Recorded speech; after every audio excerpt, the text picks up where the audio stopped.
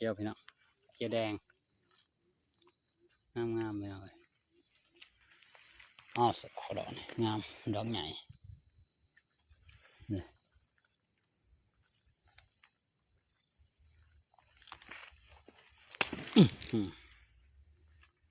งามเลยพี่น้อง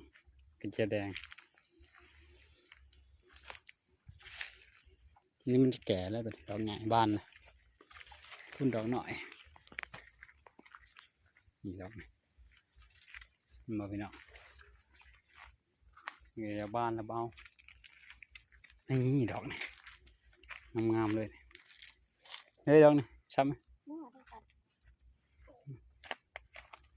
นี่พี่น้องโอ้ดอกนี่คือจะดอกบานพูดดอกน้อยงามๆมันบ้านมันดอกกระเจียวแดงพูดซองดอกไม่ใช่ไหม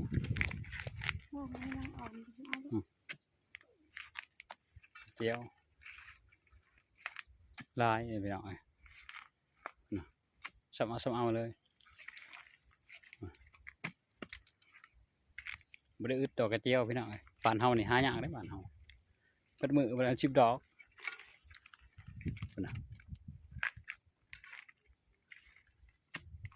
มีบรรทมพี่น้องดอกกระเจียวลายสวนป่าเพิ่นสวนมันป่าพุ่นดอกขาวบ้านนั่นดอกขาวนี่ดอกกระเจียวขาวนี่แม่นบ่แม่นดอกกระเจียวขาวงามดอกงามเลยนี่ว้าดอกคักนี่ดึงมาเลยก็ได้ดึงหยาบทำมาดูก็ได้แข็งเจียวหน่อยเจียวแดงยังอ่อนเลยสองดอกไก่กันเห็นป่ะเบิ้งจะดึงเอาไปหน่อยเจียวแดงบถือมีดน้ำผลมีดอนกระแมนไปน้อง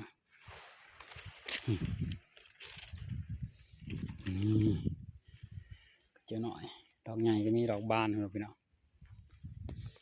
เจียวแดงน้ำปลาน้ำพี่น้องนี่ดอกงาม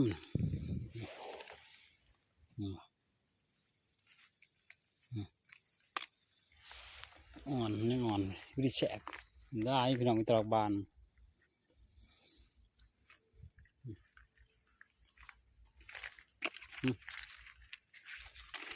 ละลายเลยพี่น้อง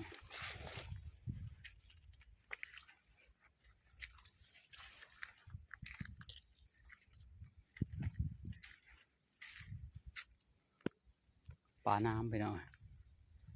ถลุงก็เป็นไหหน้าเนาะถลุง นี่ดอกนี่งามมันเลย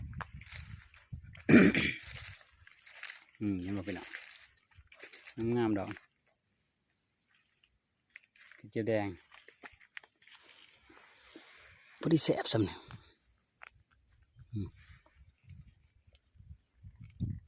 โอ้ยงามเลยพี่น้องเลยกระเจียวเจียวแดงงาม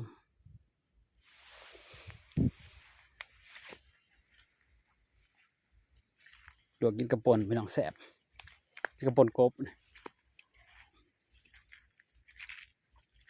แสบเลยพี่น้องดอกกระเจียวคักนอนเดียวนี่ลายครับพี่น้องดอกกระเจียว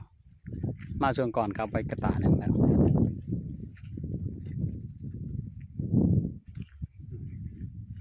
กินเดียวดอกนี่กันลายขนาดดอกกระเจียวมันแก่แล้วก็เลยไปยังเอาพี่น้องตัวนี้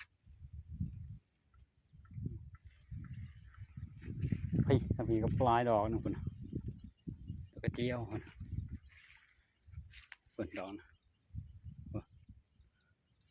เจียวแดงนะพี่น้องครับท่านนี้แห้งลายท่านนี้เลย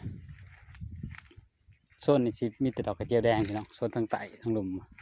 ดอกกระเจียวขาวลายนี่เด็กดอกพุ่นดอกลายขนาดเลยว้ายนี่ก็พรีงาม อืมนี่ดอก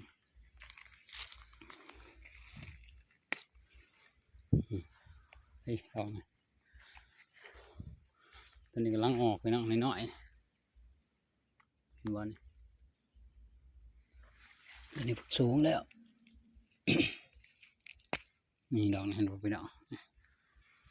น้อยๆแทนนี่ดอกน้อยหลายเลยสาวแทนเลยกำลังออกนี่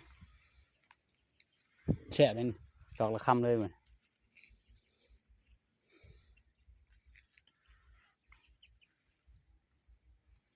กระนาเบิ่นปับนี่พี่น้องดอกกระเจียวดอกนี่งามๆมีกระป๋าเลยเนาะสีแดงงามเลยพี่น้องดอกออกดอกเหลืองๆเนาะเดี๋ยวพี่น้อง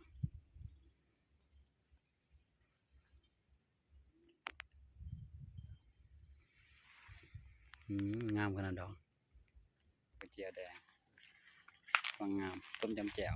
แจ่วปลาแดกแซ่บๆกันเลยเนี่ย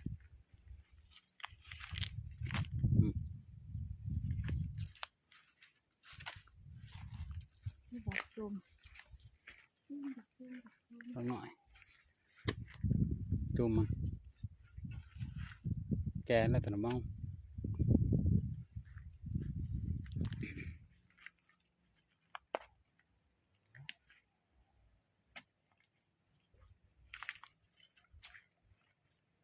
ลายเลยพี่น้องข้างลายแต่ดอกแดงเลยดอกขาวบลายไปไหนนอนในลายขนาดเลยปาติโอพี่น้องนอนผมเป็นตามีดอกกระเจียวแต่มันลายเนาะทางบ้านเฮานี่จะหายากนี่จังน้อยอันนี้ยังลายอยู่นอนเดียวนี่พี่น้องเอาไว้ทำนะพูดลายดอกอะไรทางนี้พูดพี่นอนตัวนั้นลายดอก นี่จะไหนลบเอาที่ โน่นตัวน่ะเอาว่า ดอกงามแบบนี้หันเอามันยังงามอยู่ ปิดใบมันออกต้มยังแสบยังบกิวพูดพวกลายดอกอะไรพวกน่ะพูดทางหนาพวกลายดอกไปน้องเลยว่าไปน้องเบิ่งนี่มีดอกนี่กำลังตูบงามนี่ดอกนี่ก็บุ้งใหญ่นะ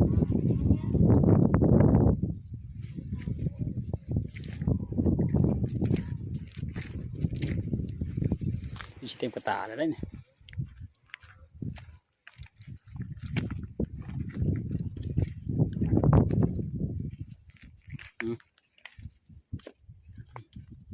ตูม2 ดอกงามๆไปน้องเลย